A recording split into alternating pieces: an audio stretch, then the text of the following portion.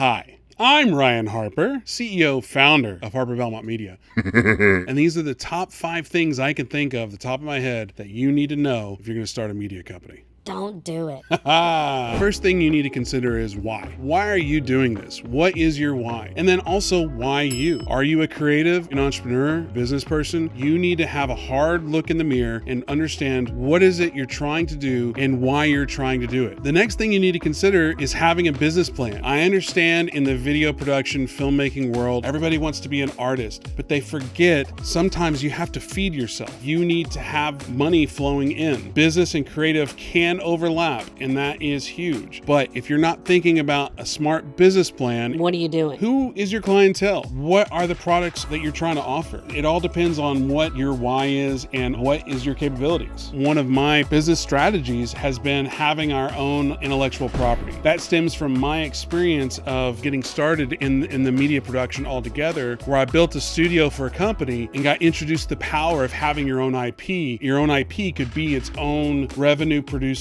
asset. It all comes down to who are you trying to service? What's the problem that they need solved? Nobody really cares about having a video. They care that somebody will pick up a phone, start dialing, and buy something. And it's not about view count for them. For some of them, if they can get 500 views on a video, but out of that 500 views, 3 become clients, and each client is a $5 to $10 million client, that video is potentially a $15 to $30 million asset to them. Let's address the elephant in the room.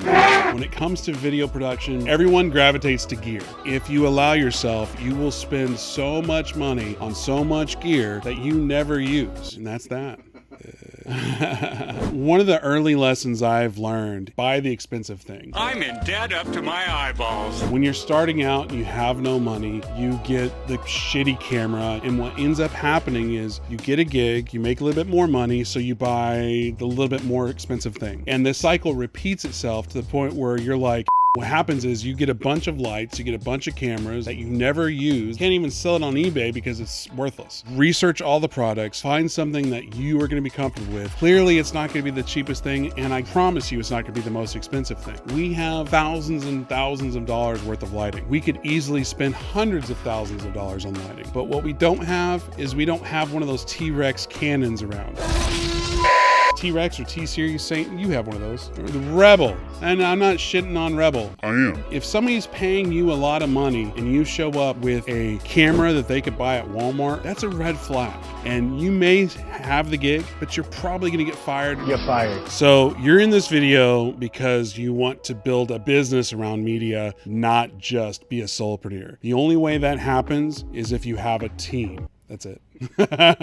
Well, maybe there's a little bit more to it. When it comes to building a team around a video production company, it really revolves around what are the services that you can provide. It's mainly based off of the roles that you need to fill. If you're first starting out, you're going to have a tendency to hire your friends and partner with your friends. I don't know if that's the best idea. Don't hire your friends. You shouldn't talk about religion, politics, and you shouldn't date your sister. Video production, media production is just like anything else in the world. It's all about who you know. There's a saying that I've heard for at least 15, 20 years. You are the 5 people that you spend the most time with. So if the 5 people you spend the most time with are gajillionaires, well, most likely you're going to pick up skills from that friend group that will allow you to potentially get into that level of being a gajillionaire. If your top 5 friends are druggy, drunks, always high, robbing banks, doing stupid stuff, guess what? You're probably going to be robbing banks, doing stupid stuff, and being a worthless human being that probably lives in Portland or Seattle. If we got a large project, we're going to have to contract out several key roles. We're probably going to have to get some ADs, some gaffers, electricians. We don't have that in-house. Your network is your net worth. So if you can call up other directors, other actors that can drop everything and help you, that's huge. And I do want to leave you with one final thought. It's stressful. It's a hard road. The only reason you should be doing this is because there's a calling to it. I hate that. But at the same time, I do feel like this is what I'm supposed to be doing. I'm all in on this. If you don't have that mentality, maybe starting a video production company is not for you. Either all in or get the fuck out. Thanks for watching this video. We'll see you next time.